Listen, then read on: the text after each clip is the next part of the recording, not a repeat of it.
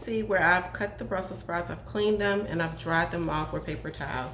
So you want to put them on like a cookie sheet, and as you're cutting them, some of the leaves are going to fall off.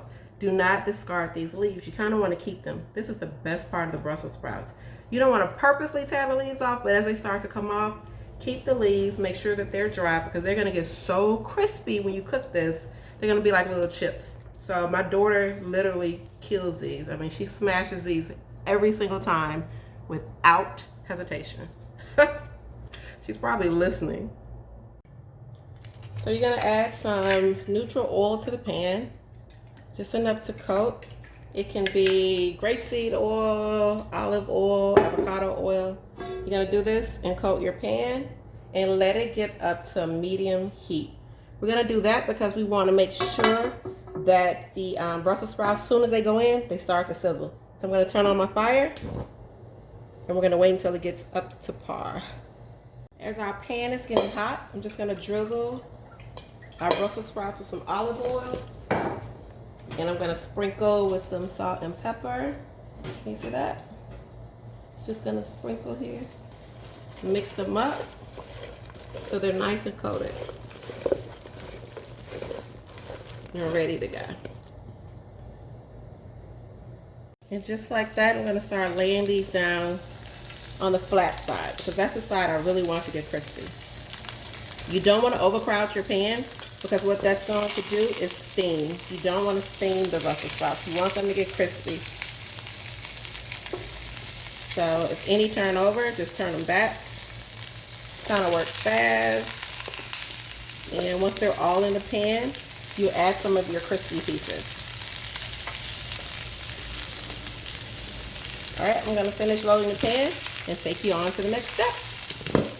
So you don't want to disturb them because you want them to start to caramelize. Whenever vegetables and meat start to get that browning, that's caramelization. So you kind of want it to start to look like that. See, oh, I dropped it. Do you see it? There you go. So you kind of want it to start to look like that. Like some of these, I don't believe have started to turn. This one started to turn just a little bit. But like the ones over to the side, they're turning just a little bit. So I'm going to leave them face side down just a little bit longer. Maybe if you have some in the middle that's starting to brown, you can actually switch some out. You don't have to go through all of this, guys, but just kind of want to show you in case you have any questions. Because these are different sizes. Some are going to cook a little faster than others, and you want to make sure that they're tender. So you're going to cook these roughly, I would say, on a medium high heat, roughly about anywhere between 5 and 7 minutes. These have started to get a really nice brown caramelization. I'm going to add those leaves I was talking about because we want to get those crispy too. So they're not going to take long, which is why they're being added like on the second round, right? And once these start to get crispy and brown, we're going to remove them from the pan and add the bacon to make the vinaigrette. Just note, if you don't eat bacon, you do not have to use the bacon. What you would do, you know, I'll talk to you once we get to that point. Stay tuned. So I just removed the Brussels sprouts. I'm going to add my bacon straight to the hot pan. I'm going to let it start to render, basically release that fat that's going to be part of our vinaigrette. I'm going to let it get crispy, but not crispy to the point it's not enjoyable. So you're going to let it get crispy. You can add a little oil, not a lot because it's going to have some oil. I just need a little bit because I kind of used up all the oil previously. And we're going to cook this and then we're going to remove it and add the shallots.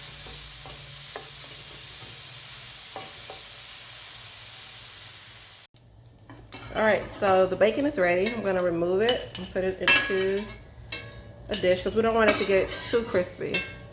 But this is right where we kind of want everything else to be because we're going to immediately go straight into adding our shallots. We're doing about 2 tablespoons of shallots. That's 1, 2, and we're going to let them go for about 30 seconds. If your pan is really dry with no bacon fat, you can add just a slab of oil. Alright, so it's been about 30 seconds. Our shallots are translucent. We're going to get ready to add the actual oil to the pan. This is what's going to be part of our vinaigrette. And then you can get a whisk So you can make sure that you mix this really, really well because you're about to add your other ingredients. So you're about to add your mustard and your apple cider vinegar. So we're gonna do the mustard first. And I'm doing, all the measurements actually, you guys, will be in the description below. So I'm gonna do this really quick. I'm gonna add the apple cider vinegar.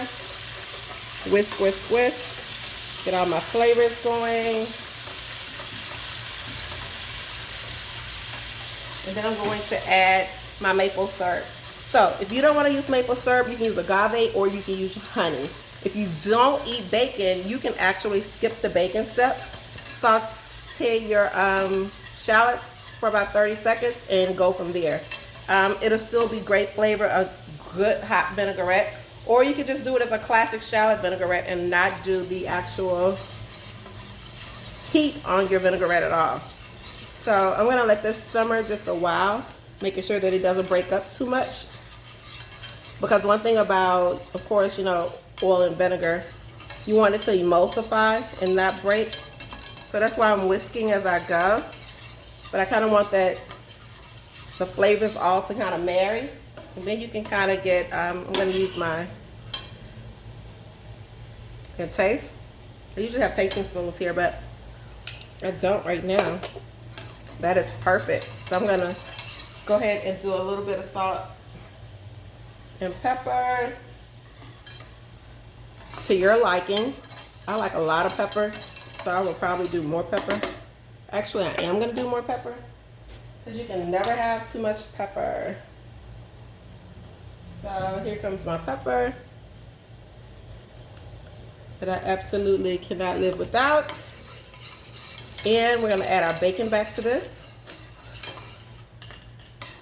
And we're going to get ready to drizzle our Brussels sprouts. Stay tuned for the plating.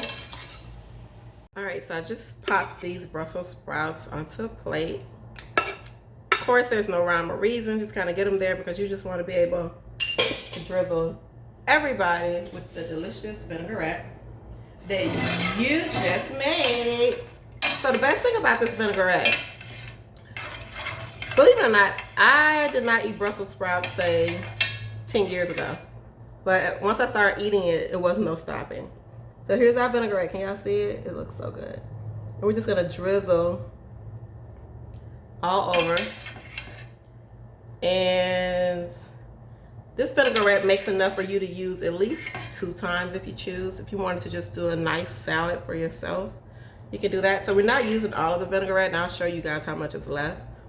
But we wanna make sure you get enough of everybody on the plate, touched with the love that you just slaved over, right? So this is our lovely pan roasted Brussels sprouts with a hot bacon vinaigrette. But yeah, so you can actually use this vinaigrette on any vegetable that you like. That's what I was about to tell you guys. So sometimes I'll roast potatoes in the oven, make this vinaigrette, and then toss the potatoes with it. It's so good. And sometimes you'll see that I'll do it with green beans. It's really good with green beans and asparagus. So make this recipe your own. Please try to give Brussels sprouts a try. I think they really get a bad rep, but you have other vegetables you can definitely put this on, okay? So as always, thank you for watching. Please subscribe to my channel, like, leave a comment, let me know what you think. Please share on your social media pages, and guess what? See y'all next time. Bye. Peace. So as I stated previous, it's plenty of vinaigrette left over. So do not try to use all of this vinaigrette on the Brussels sprouts or in one serving or one sitting when you get ready to serve your family. You can definitely use this vinaigrette on other options like I stated previously, like asparagus or green beans. I like to do roasted potatoes. They're really good with this, with, you know, a protein like salmon or chicken or whatever you're eating that night. So store it in your refrigerator. Just let it cool down before you do that. And definitely use it. Make it your own and enjoy. Bye.